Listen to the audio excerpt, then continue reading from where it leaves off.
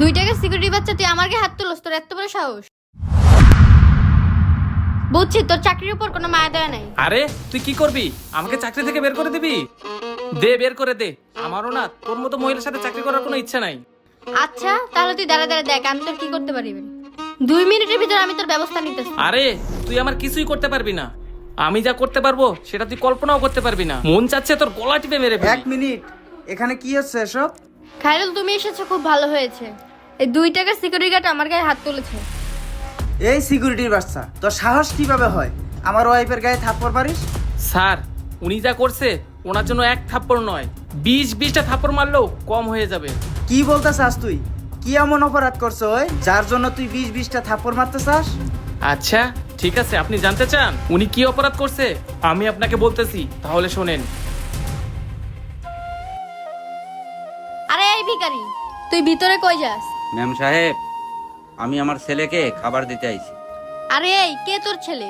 Madam, আমার ছেলে এই বিল্ডিং এ সিকিউরিটির চাকরি করে। ও তার মানে তুই তোর ছেলেকে খাবার দিতে এসেছিস? আরে তুই কি জানোস এই বিল্ডিং এ যারা যারা থাকে এখানে সবাই কোটিপতি। আর তুই ভিখারি হয়ে এই বিল্ডিং এ আসছিস তোর ছেলেকে খাবার দিতে? আর তোরা দেখে তো মনে হচ্ছে এখন ডাস্টবিন কি করছিস? আর তোর সাহস কি করে হয় এই বিল্ডিং এ ঢোকার?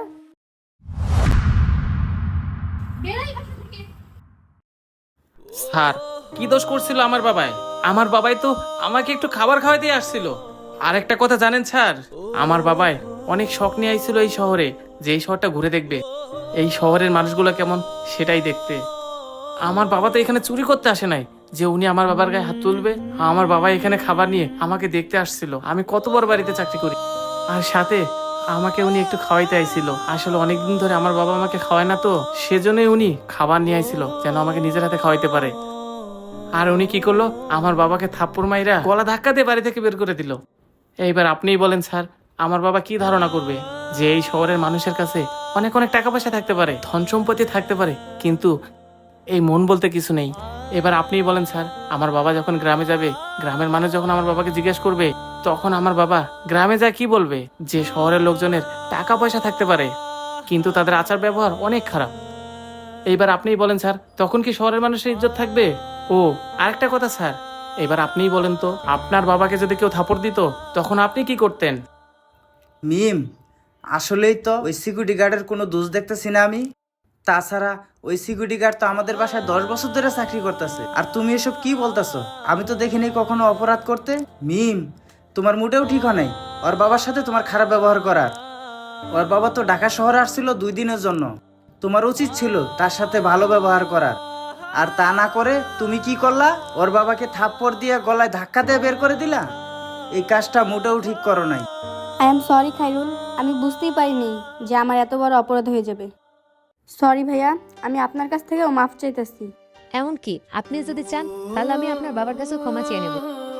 ভাইয়া, আমার অফিসের এত চাপ পড়তেছে আমার উপর, আর আমি কি করতে যে কি করে ফেলছি আমি বুঝতে পারিনি। তাছাড়া আমি যদি বুঝতাম তাহলে এত বড় অপরাধ আমি কখনোই করতাম না। আচ্ছা, আমরা গরিব দেখে তো এমন করছেন না। আপনি কতগুলো টাকা কামান মাসে? 5 লাখ আর 10.5 লাখ। আপনাদের সংসারের আয় মোট 15 লক্ষ টাকা। এতগুলো টাকা দিয়ে পরিবারের খরচ অনেক সুন্দরভাবে চালানো যায়, তাহলে কিসের এত চাপ আপনার? আর আমাকে দেখুন, মাসে মাত্র 12,000 টাকা বেতন পাই। এই টাকা দিয়ে পরিবারের খরচ চালানো, বাবা মার ওষুধ কিনতে শেষ হয়ে যায়। মাসে আমার আরো টাকার প্রয়োজন।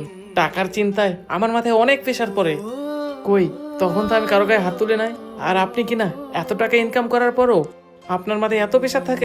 আসলে সমস্যাটা টাকায় না, আপনাদের মনের ভিতরে। যাদের মনে এত খারাপ তাদের সাথে আমি চাকরি করব না। থাকেন স্যার, আমি আপনাদের চাকরি করব না। আপনারা আরেকটা সিকিউরিটি গার্ড খুঁজে লন।